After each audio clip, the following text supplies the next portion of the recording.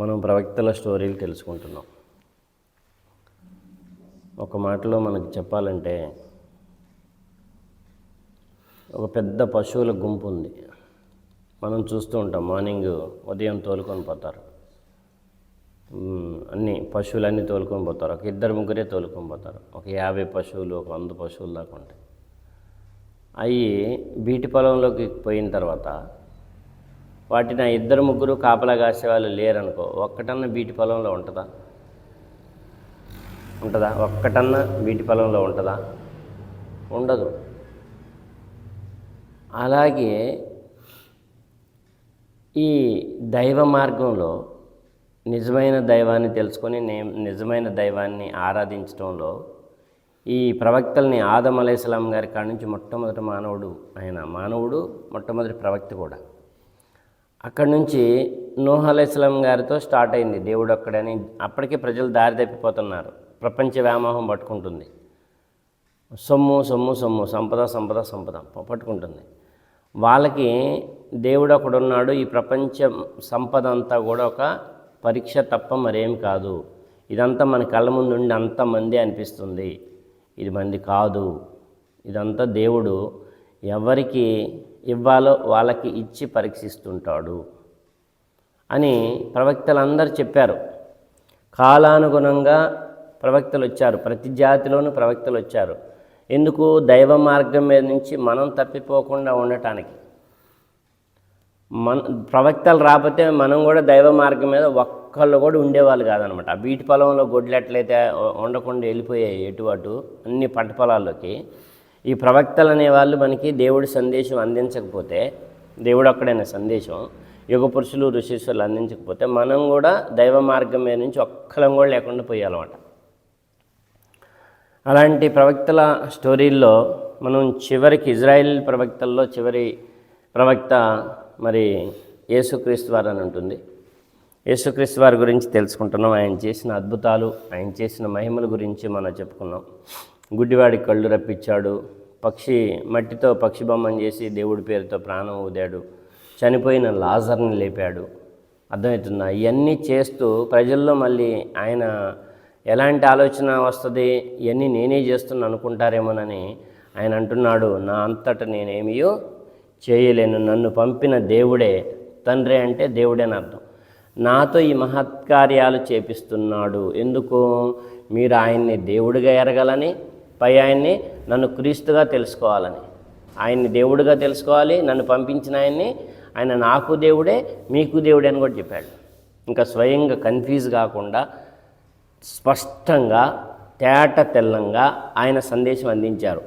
ఆయన నాకే కాదు దేవుడు, మీకు కూడా దేవుడే, మీకే కాదు నాకు కూడా దేవుడే, ఆయన మీకే కాదు నాకే కాదు తండ్రి, మీకు కూడా తండ్రి అని స్పష్టంగా హితబోధ చేశారు. దైవం గురించి స్పష్టంగా నేను ఆయన దాసుణ్ణి అని చెప్పారు. అర్థమవుతుందా? ఆయన సేవకుణ్ణి అని చెప్పారు. స్పష్టంగా ఆయన నోటితో చెప్పినటువంటి మాటలు పరిశుద్ధ బైబిల్లో దొరుకుతాయి, దివ్య ఖురాన్లో దొరుకుతాయి. ఎక్కడ కూడా కన్ఫ్యూజ్లో పెట్టలేదు. అయితే ఇలాగా అందరికీ చెప్తూ ఉన్న క్రమంలో ఈయన అనుసర సమాజం పెరిగింది, క్రీస్తువారి అనుసర సమాజం పెరిగింది. ఈయన అనుసరించే వాళ్ళు ఎక్కువైపోయారు, యూదుల మాటినే వాళ్ళు తక్కువైపోయారు. ఇక వాళ్ళు కుట్రలు పన్నటం మొదలుపెట్టారు. ఈయన అనుసర సమాజం పెరుగుతుంది. అయితే ఒక చోట ఒక విందులో మహాత్యం గురించి చెప్పుకున్నాం. తన శిష్యులతో సహా యేసుక్రీస్తు వారు ప్రతి పట్టణాన్ని సందర్శించి దైవ సందేశాన్ని ప్రచారం చేయటం ప్రారంభించారు. ఆయన శిష్యులు సంఖ్యలో చాలా తక్కువ మంది, కానీ ఆయన కోసం దృఢంగా నిలబడే మద్దతుదారులు క్రీస్తువారికి వారి అన్యాయాలకి వ్యతిరేకంగా గొంతు విప్పేవారు కూడా ఉన్నారు. అర్థమవుతుందా? ఈ ప్రయాణాల్లో ఒకసారి ఒక బంజరు భూమికి చేరుకున్నారు. వారు అలసిపోయారు, ఆకలి దప్పులతో ఉన్నారు. ఎవరు? ప్రవక్త గారి అనుసర సమాజం, క్రీస్తువారి అనుసర సమాజం. క్రీస్తువారి ధైర్యాలను పెంచడానికి ఒక దైవిక ఉద్యమం గురించి వారికి సమగ్రంగా వివరించడం ప్రారంభించారు. ఆ విధంగా వారి ఆకలి దప్పులు మర్చిపోయేలా చేయాలనుకున్నారు. ఎవరు? యేసుక్రీస్తు వారు. అయితే కేవలం నోటి మాట ద్వారా ఆకలి దప్పుల బాధలు తీరడం లేదు. వారు ఏదైనా మహత్యం చూపించాలని కోరుకున్నారు. యేసుక్రీస్తు వారిని ఒక మహత్యం చూపించమంటున్నారు. ఆహార పదార్థాలు మాకు కావాలి, దేవుడి కాడ నుంచి నువ్వు ఆహార పళ్ళ్యాన్ని పంపించమని అడుగు అని చెప్పి యేసుక్రీస్తు వారిని శిష్యులు కానీ కొంతమంది అక్కడున్న వాళ్ళు అనుసర సమాజం అడగటం జరిగింది. వారి కోరిక వెనక ఎలాంటి మూర్ఖపు ఆలోచనలు లేవు. అర్థమవుతుందా? మాకు ఒక ఆహార పళ్ళని దించు, మేము దేవుడు అక్కడే ఒప్పుకుంటాం అని అన్నారు. వారి విశ్వాసంలో ఎలాంటి లోపం లేదన్న విషయం యేసుక్రీస్తు వారు గ్రహించారు. వారు కేవలం దైవం యొక్క శక్తి సామర్థ్యాలని మరొకసారి చూడాలనుకుంటున్నారు.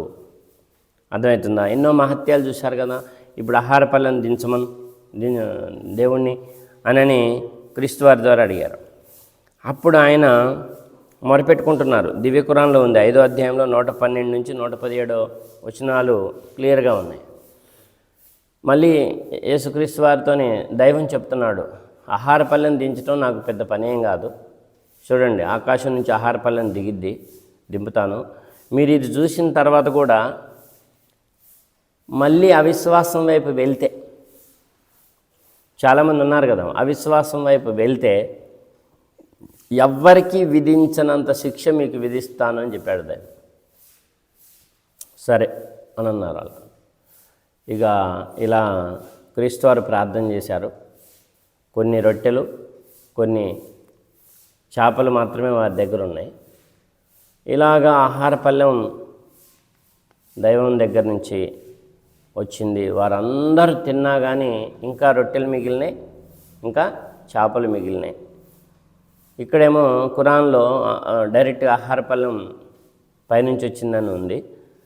సరే, మొత్తానికైతే ఒక మహత్యం, గొప్ప మహత్యం అక్కడ జరిగింది. చాలామంది విశ్వసించారు, ఇంకా కొంతమంది తిరస్కరించారు.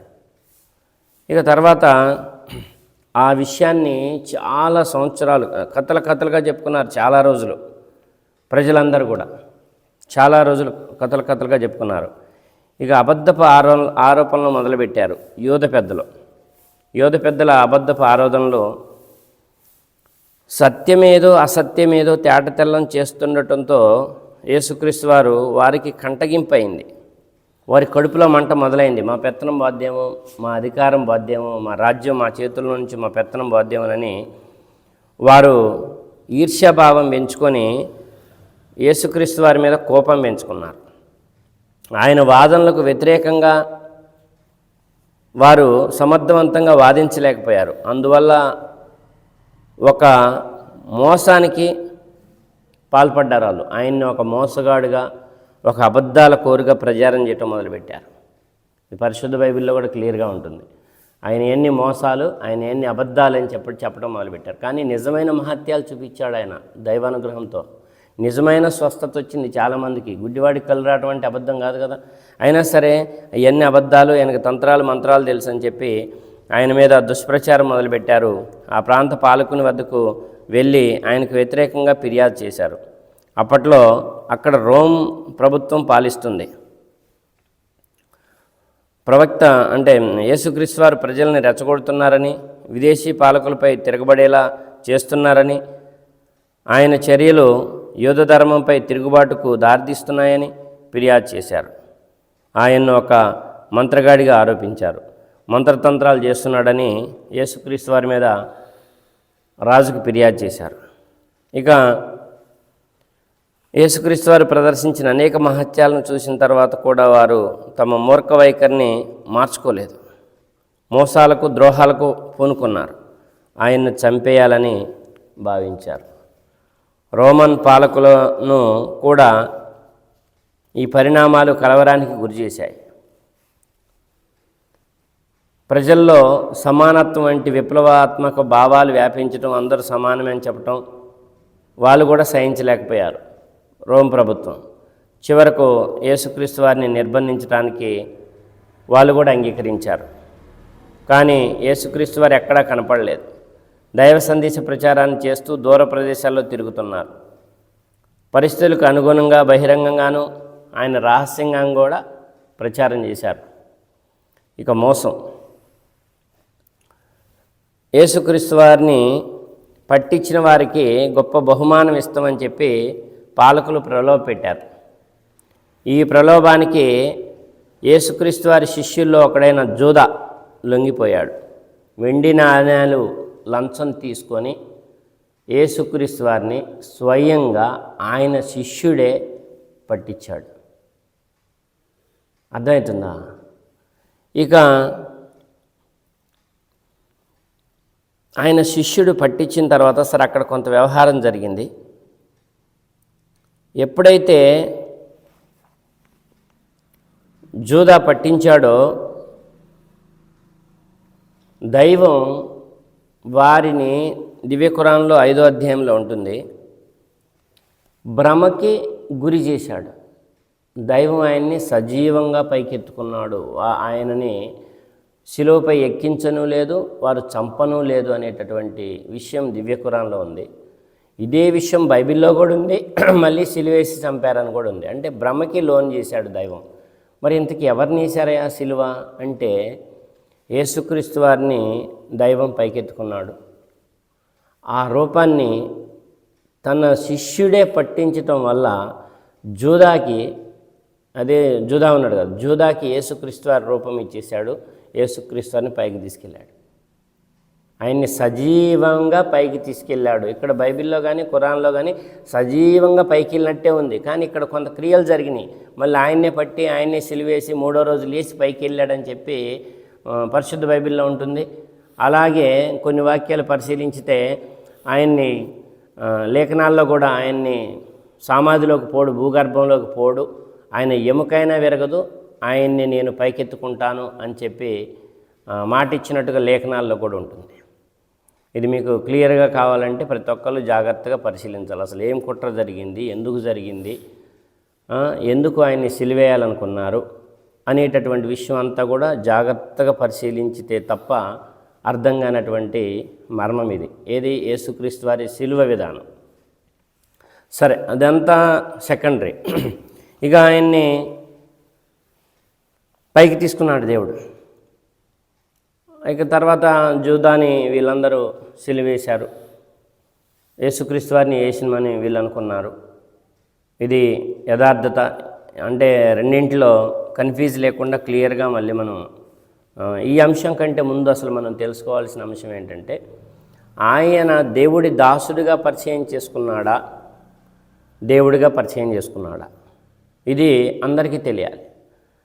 ప్రజలందరికీ, సామాన్య క్రైస్తవులు అందరూ కూడా పండితుల్ని గుడ్డిగా అనుసరిస్తున్నారు తప్ప యెహోవా గ్రంథాన్ని పరిశీలించి చదువుడి అని చెప్పిన మాటని పక్కన పెట్టేశారు. ఇక్కడ మనం తేలాల్సింది శిలువ మరణం గురించి తర్వాత తెలుసుకుందాం. అసలు ఆయన్ని దేవుడుగా పంపించాడా, లేకుంటే దేవుడి దాసుడిగా పంపించాడా, క్రీస్తుగా పంపించాడా అనేదంటే, క్రీస్తు అననేవాడు తప్ప ఎవడ అబద్ధికుడు? క్రీస్తు అన్న వాళ్ళందరూ కూడా నిజం చెప్పినట్టు. క్రీస్తు స్థాయిని పెంచినా, క్రీస్తు స్థాయిని తగ్గించినా అప్పుడు వారు అబద్ధికులు అని అర్థం. యూదులందరూ ఆయన్ని క్రీస్తు వారిగా నమ్మలేదు, తండ్రి లేకుండా పుట్టారంటే నమ్మలేదు. కానీ 250 కోట్ల మంది ముస్లింలు, ప్రపంచం మొత్తం ఉన్న ముస్లింలు అందరూ కూడా ఆయన్ని, యేసు వారిని క్రీస్తుగా నమ్ముతున్నారు. ఏ క్రైస్తవ సోదరుడు చెప్పకుండా, ఏ బైబిల్ చదవకుండా 250 కోట్ల మంది ముస్లింలు యేసువారు ఎవరయ్యా అంటే ఆయన క్రీస్తు, ఆయన దేవుడిచే అభిషేకించబడినవాడు, ఆయన పవిత్రంగా పుట్టినవాడు, అదే తండ్రి లేకుండా పవిత్రంగా మరియమ్మ గారి గర్భంలో పుట్టినవాడని చెప్పి ప్రతి ముస్లిం నమ్ముతున్నాడు. నమ్మాలి, ఇది దేవుడి ఆజ్ఞ. ఇక ఇక్కడ సంక్షిప్తం చేస్తున్నాను 3 మాటల్లో. ఈనాడు ప్రచారం చేస్తున్న క్రైస్తవ సోదరులు ఆయన్ని దేవుడిగా పరిచయం చేస్తున్నారు. నువ్వు నమ్ముకో దేవుడని. ఇప్పుడున్న సామాన్య పాస్టర్ల గొప్పోళ్ళ యేసువారికి సమకాలంలో ఉండి యేసువారిని ప్రత్యక్షంగా చూసిన శిష్యులు గొప్ప జ్ఞానవంతులా? వీళ్ళు పండితులా, వాళ్ళు పండితులా? వీళ్ళకి ఎక్కువ విశ్వాసం ఉందా, వాళ్ళకి ఎక్కువ విశ్వాసం ఉందా? ఒకసారి పరిశీలించితే మనకు అర్థమయ్యే విషయం ఏంటంటే, వీళ్ళకంటే వాళ్ళే ఎక్కువ విశ్వాసులు, వీళ్ళకంటే వాళ్ళే ఎక్కువ పండితులు. అలాంటి క్రీస్తు వారిని శిష్యులు ఎప్పుడైనా దేవా అని నమ్మకం పెట్టారా, క్రీస్తు అని నమ్మకం పెట్టారా? క్రీస్తు అని పిలిచారా, దేవుడని పిలిచారా అంటే ఎక్కడ చూసినా ఎన్ని వాక్యాలు పరిశీలించినా ఆయన్ని క్రీస్తుగానే నమ్మారు శిష్యులు. ఒకటో పాయింట్. రెండో పాయింట్ ఏంటంటే యేసుక్రీస్తు వారి శిష్యులు ప్రజలకి ఆయన్ని క్రీస్తుగా పరిచయం చేశారా? వాళ్ళు కూడా సువార్త చేశారు కదా, వాళ్ళు కూడా ప్రజలందరికీ యేసువారి గురించి, దేవుడి గురించి పరిచయం చేశారు కదా. యేసువారి గురించి ఏం చెప్పారు? క్రీస్తుని బోధించారు. దేవుడి గురించి ఏం చెప్పారు? ఆయన పై దేవుడే ఈయనని భూమి మీదకి పంపించాడు సువార్త నిమిత్తం. అర్థమవుతుందా? సువార్త నిమిత్తం అని చెప్పి రెండో విశ్వాసం. ఇక మహత్యాలు పొందిన వాళ్ళు ఉన్నారుగా, మహత్యాలు పొందిన వాళ్ళని యేసుక్రీస్తు వారే స్వయంగా, అయ్యా నీ కళ్ళు వచ్చినాయి కదా, ఎవరి వల్ల వచ్చినాయి అంటే దేవుడి వల్ల వచ్చినాయి. మరి నేనెవరిని? నువ్వు క్రీస్తువి. ఈ మూడు మాటలు, ఈ మూడు అతిపెద్ద సాక్ష్యాలని మీరు కాదంటారా? ఎప్పుడైతే అసలైన దేవుడి మీద నుంచి మనసుని మరల్చుకున్నావో నువ్వు శాపగ్రస్తుడు అయిపోయావు. అంటే యెహోవా మీద నుంచి తన మనస్సును మరల్చుకున్నవాడు శాపగ్రస్తుడు అని ఉంటుంది. ఎప్పుడైతే యేసువారికి యెహోవా స్థానం, దేవుడి స్థానం ఇచ్చావో అప్పుడే నిన్ను సాతాను పట్టేసింది. అప్పుడే నువ్వు మార్గం తప్పిపోయావు, అప్పుడే నువ్వు శాపానికి గురయ్యావు. ఇది నేను చెప్పట్లేదు, ఇది ఖురాన్ ద్వారా, బైబిల్ ద్వారా ప్రజలకి తెలవాల్సినటువంటి అస్సలైన సత్యం దేవుడి గురించి. ఇందులో ఏమాత్రం సందేహం లేదు. భూమండలానికి దేవుడు ఒక్కడే, ఆయన మారడు. సృష్టి ఆరంభం నుంచి సృష్టి అంతమైపోయేదాకా సృష్టిని నడిపించేవాడు ఆయనే, ఇంకొకరి అవసరం ఆయనకి లేదు. ఆ దైవానికి నువ్వు యెహోవాను, అల్లాను, పరబ్రహ్మను, సర్వేశ్వరుడను, నువ్వేమన్నా భగవంతుడాను, పైవాడాను, ఆయన ఒక్కడే. ఆయన ఎవరికి పుట్టేవాడు కాదు, ఆయన పుట్టించేవాడు మాత్రమే. ఆయన ఎవరికి కనిపించడు భూలోకంలో, ఎందుకంటే ఇది పరీక్షా జీవితం. ఆయన మరణించడు. ఈ మూడు లక్షణాలు దేవుడియే. ఈ మూడు లక్షణాల ద్వారా భగవంతుని తెలుసుకున్నవాడు మాత్రమే జ్ఞాని. మిగతా వాళ్ళంతా కూడా అజ్ఞానంలోనే ఉన్నారు. వారు జ్ఞానం తెలుసుకోవడానికి రోజు సూర్యుని యొక్క వెలుగు వాళ్ళ ముఖం మీద, వాళ్ళ కళ్ళ మీద పడుతూ ఉంటుంది.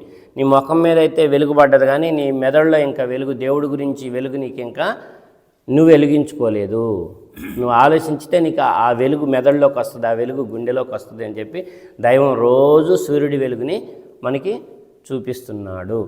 జ్ఞాన వెలుగుతో అందరం అన్నలదమ్ముల్లాగా కలిసిమెలిసి ఉండాలి, భగవంతుని తెలుసుకోవాలి. ఎవరు ఎలాంటి ఆచార వ్యవహారాలు ఆచరించినా దైవానికి ఆగ్రహం, కోపం రానంత వరకు, దైవత్వం వేరే వారికి ఆపాదించినంత వరకు ప్రతి సంస్కృతిని గౌరవించాలి. అందరూ అన్నలదమ్ముల్లాగా ఉండాలి, ప్రతి గ్రంథాన్ని నమ్మాలి, ప్రతి ప్రవక్తని ప్రేమించాలి. వారందరూ దైవాన్ని పరిచయం చేయడానికి వచ్చిన వారే అని చెప్పి విశ్వసించి మనం వారిని అనుసరించాలి. ఇదే మానవ జీవిత పరమార్థం. ఇలా చేసిన వారు భూలోకంలో సుఖశాంతులతో ఉంటారు, మనశ్శాంతితో ఉంటారు, జ్ఞానంతో ఉంటారు, సన్మార్గంలో ఉంటారు. రేపు స్వర్గం వీరికి బహుమానం. భూలోకంలో సుఖశాంతులు ఉన్నాయి, పరలోకంలో స్వర్గం ఉంది.